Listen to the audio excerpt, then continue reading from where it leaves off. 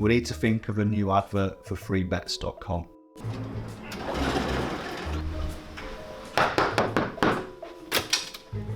Get your best betting offers from freebets.com. Yeah, that'll do. The following deals are now live.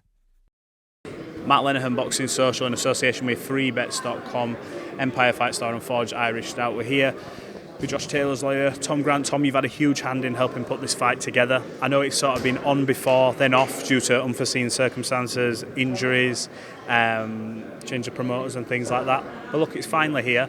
All that hard work, we're now going to actually see it. I was saying to both of them, I started off the same. Bit of relief that it's sort of done, out the way. Yeah, 100%. It's been a long time coming, like we said up there. You know, this isn't through lack of trying. So yeah, very, very relieved that we're there now. In terms of negotiations, what's been sort of the sticking points? Obviously, I know they've had a little jibe about wanting a bigger ring.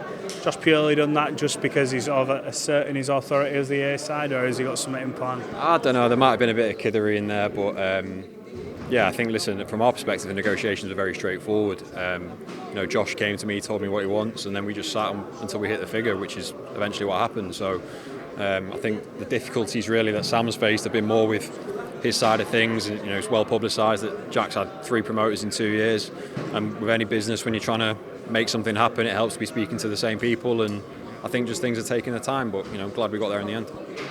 Obviously, you know Josh, you're very close with Josh. How difficult has it been? I touched on it with him a little bit, and I asked him about how's it affected him personally. Yeah.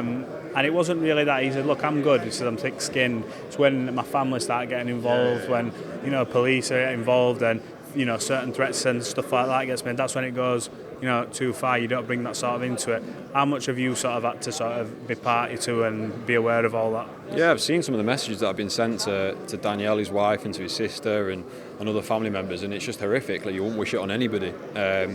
So yeah, I think Josh himself has got a much thicker skin than I think people maybe give him credit for. So from a personal perspective, it doesn't really affect him too much. It just washes off him. But like I said on the stage, you know, if any man or woman has those sort of threats made to their family, they're going to feel a certain way about it, and that's why I think this fight's as much about retribution for Josh as it is redemption for Jack. What do you make of Josh's demeanour on stage today? You've got protagonists such as not even Jack but Sam Jones. Now you two had a little bit of a little back and forth, I would say, but you know, it's all part of it a lot of the time. What do you make of his demeanour? Quite cool, calm. Tomorrow might be a different story. You're going into Manchester, but what do you make of it? Yeah, I think he is calm. You know, he's not riled up by this. This is just another job as far as he sees it. Obviously, there's a little bit more interest than there might be normally, given the previous history, but yeah, I don't think he's particularly wound up at all. I think, if anything, it looked like Jack was more wound up. You know, he went for his throat when Josh, I think, was making a bit of a joke about his threads or something. So, yeah, I mean, it is what it is. I think Josh is going to stay cool and stay calm, and we'll get the job done on that basis. Based on his mentality and how you see him now, does it sort of give you a bit of confidence that, I said to him, do you feel like almost when your back's against the wall, because you've always done it sort of the hard way, the traditional way, you had that higher going to Vegas, and then it was, right, I've got a mandatory against Jack Catterall. It's there to do, but it can be a bit of a fall sometimes. And he said, look, I think that's what it was. Maybe I overlooked him. Do you see that old Josh Taylor, the one that went, blown through a lot of high-level fighters, got the win against Prograis, although it was a close fight? Do you see that Josh Taylor? Yeah, 100%. I think, I mean, you just said it yourself, like with any sport, any athlete, if you get to the top of the mountain, the hardest thing in the world is then stay there. And Josh has made no secret of the fact that he felt he overlooked Jack in the first fight. He won't make that mistake again. And yeah, I think it's going to only stand to be in his benefit for this fight.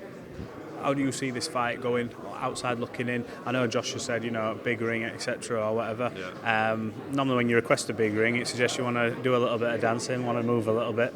And like he said, Jack's feet might get stuck in the mud. Do you expect this to end inside the distance, or do you think it's to go? I think there's a good chance it will. But either way, if it goes the distance, all I think from a fan's perspective that we want to see is just a good fight. I think both of them are better fighters than the first fight would give them credit for. It wasn't the spectacle that I think everybody would have wanted or expected to see with Josh involved. So yeah, hopefully they just get the benefit of being able to show their skills and being able to work, and we'll see what happens. Is it important this time round? I suppose sometimes it can't be helped because a fight's a fight and you don't control outside, you don't control judges or anything like that. But is it important for him that he leaves no doubt kind of thing? Like if he wins on points, it is, it's like a clear win kind of thing. Has he got that in his brain where this has to be a statement victory? I don't think so. I don't think it has to be a statement. I just think it has to be a Josh Taylor win. And however that comes is all that we'll need. So it's up to him. If he feels like he wants to put a statement out there, he will do. Let's just wait and see.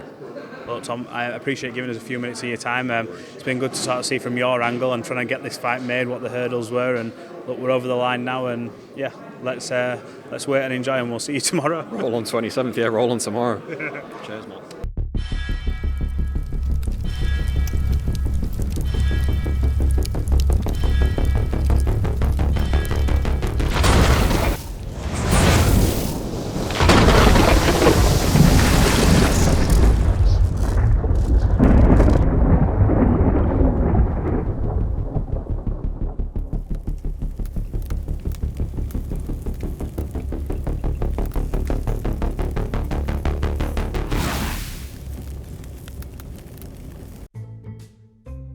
We need to think of a new advert for freebets.com.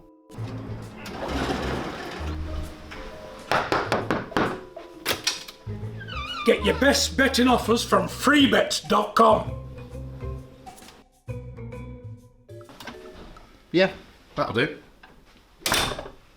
The following deals are now live.